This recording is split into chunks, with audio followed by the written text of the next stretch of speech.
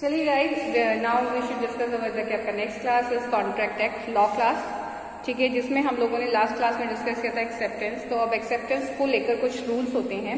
पहली बात, इस पर एक्सेप्टेंस जब दी जाती है तो शुड बी क्या रिटन और ओरल वर्ड्स, मतलब सामने वाले बंदे को आपको उसको बताना जरूरी है कि आपने क्या डिसाइड किया है। ठीक है, और उसी मेथड में आपको एक्सेप्टेंस देना है। जिस मेथड में आपको कहा गया तो उस पर्टिकुलर मेथड में आपको अपनी एक्सेप्टेंस देनी है। ठीक है, एक्सेप्टेंस मस्ट बी, बिल्कुल जब भी आप एक्सेप्टेंस दे रहे हैं आप उसमें अपने पास से कोई भी बात ऐड नहीं कर सकते हैं। ठीक है, अगर आपने काउंटर ऑफर दिया काउंटर ऑफर देने पर आपकी एक्सेप्टेंस खत्म हो जाती है। इसका मतलब यह है कि आपने उसके ऑफर को रिजेक्ट कर दिया है। क्लियर हो गया? और कभी भी चुप रहना एक्सेप्टेंस नहीं होता है। मियर silence is not an acceptance. ठीक है, उसके बाद क्या आता है आपका, इसका मैं आपको एग्जाम्पल दे सकती हूँ। एफ ने ऑफर किया by letter to buy his nephew horse for $30, saying, if I hear no more about him, I shall consider the horse is mine at $30. Nephew did not reply, but he told an auctioneer who was selling his horse not to sell the particular horse because it was sold to his uncle. उसने auctioneer को बोला है बकायदा कि मैंने अपने uncle को ये बेच दिया है, दैट्स वाई वो साइलेंस नहीं मानी जाएगी। तो ऑक्शनर ने उसको नहीं बेचा। ठीक है, तो अल्टीमेटली क्या होगा आपका, had no claim against the auctioneer because the horse had not been sold to him, his offer 30 has not been क्या आपका एक्सेप्टेड। बट वही है कि ऑक्शनर इस बात को नहीं मानेगा क्योंकि ultimately no to him is not in क्या आपका एक्सेप्टेड।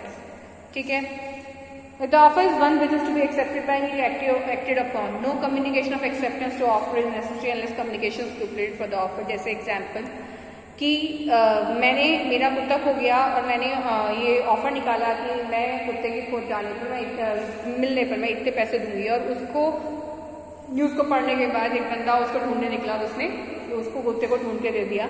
ठीक है, तो ऑटोमेटिकली मुझे उसको क्या करना पड़ेगा, पैसे देने पड़ेंगे। क्लियर हो गया? Acceptance must be reasonable timeless, it must be reasonable time, reasonable time में होनी चाहिए। ये नहीं कि आपकी जब मर्जी हुई तब आपने क्या कर लिया, एक्सेप्ट कर लिया। क्लियर हो गया? And we already discuss the standing offer. ठीक है, और टिकट अब मैं आप लोगों को समझाऊंगी। एक्सेप्टेंस खत्म हो जाता है इसके साथ ही।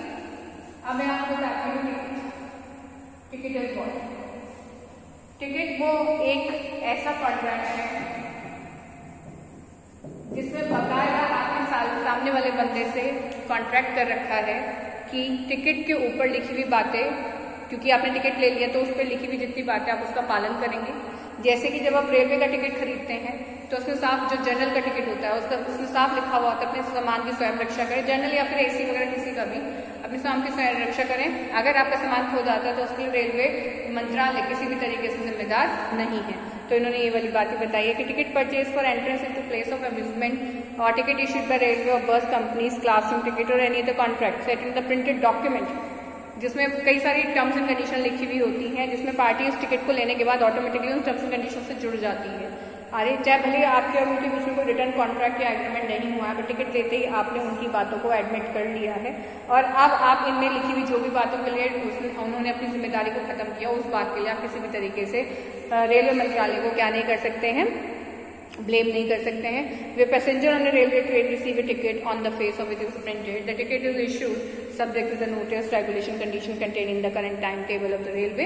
बिल्कुल, अब जैसे अगर आप लेट हो जाते हैं और ट्रेन चली जाती है तो आप रेलवे डिपार्टमेंट को कुछ नहीं कह सकते हैं। क्यों? क्योंकि अल्टीमेटली आप लेट हुए हैं, क्योंकि टिकट पे तो साफ साफ टाइम मेंशन था और उसी टाइम पर ट्रेन गई है। ट्रेन कभी भी पहले नहीं जाती, चाहे स्टेशन पर आकर या क्या कहते हैं जो हमारा पटरी होती है उस पर आकर वो पहले खड़ी हो जाती है। ठीक है, पर वो कभी भी लेट नहीं, वो क्या कहते हैं ऑन टाइम तो चली जाएगी या लेट चली जाएगी, बट कभी भी बिफोर टाइम नहीं जाती है। ठीक है, क्लियर हो गया? कॉन्ट्रैक्ट बाय पोस्ट, बिल्कुल सही बात। अब हम कर रहे हैं क्या आपका contract by post. Contract by post क्या होता है?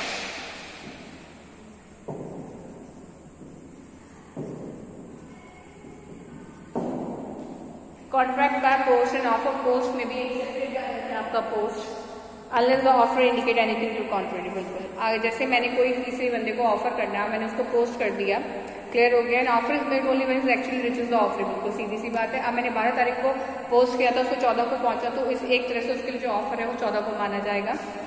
Acceptance is made far as the offer is concern as soon as the क्या आपका letter containing the acceptance is posted to offer, correct address, it bind the offer but not the क्या आपका acceptor, है ना। acceptance made where the offer is concerned as soon as the letter containing the acceptance is posted।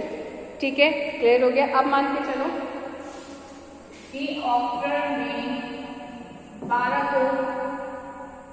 मार्च को offer भेजा, उसके लिए offer तभी complete हो गया, बट ऑफर के लिए वो ऑफर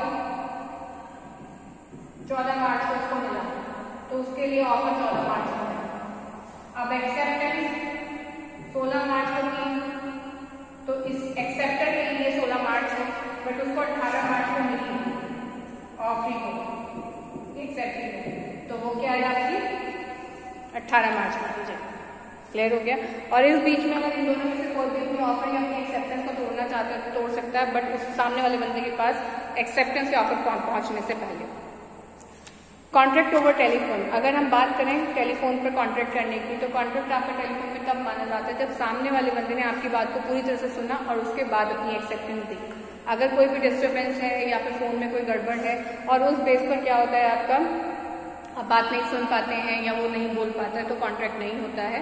आप दोबारा फोन करें, उससे बोलें कि भाई देखिए ये बात है और कॉन्ट्रैक्ट मुझे करना है आपके साथ, ठीक है। तो अल्टीमेटली क्या होगा आपका तब एक्सेप्टेंस कि मतलब मैं आपको ये चीज ऑफर कर रहा हूँ, आपको सुन रहा है, वो कहता है yes you are completely audible, ठीक है, और हाँ ठीक है मैं आपकी इस चीज में इंटरेस्टेड हूँ, और उसे बकायदा सुनकर आपको क्या किया, आपके कॉन्ट्रैक्ट को हाँ किया। ठीक है, क्लियर हो गया। नेक्स्ट आता है intention to create legal relationship. तो ये तो आपको पता है कि second essential element of valid contract, there must be an intention among the parties that agreement should be attached by the legal consequences and create legal relationship obligation. If there is no such intention on the part of party, there is no conflict between them. Agreement of social or domestic nature do not contemplate legal relationship as they are not contract. A proposal and offer is made with a view to obtain the assent to the other party, and when the other party expresses willingness to the act or assent is proposed, he accepts the offer and a contract is made between the two. But both the offer and acceptance must be made with the intention of creating legal relation between the क्या आपका parties. क्योंकि देखिए सीधी सी बात है, जब आप किसी को एक्सेप्टेंस देते हैं या सामने वाला बंदा आपको ऑफर देता है, तो आपके और उसके बीच में ये लीगल रिलेशनशिप क्रिएट करने की क्या होनी चाहिए, इंटेंशन होनी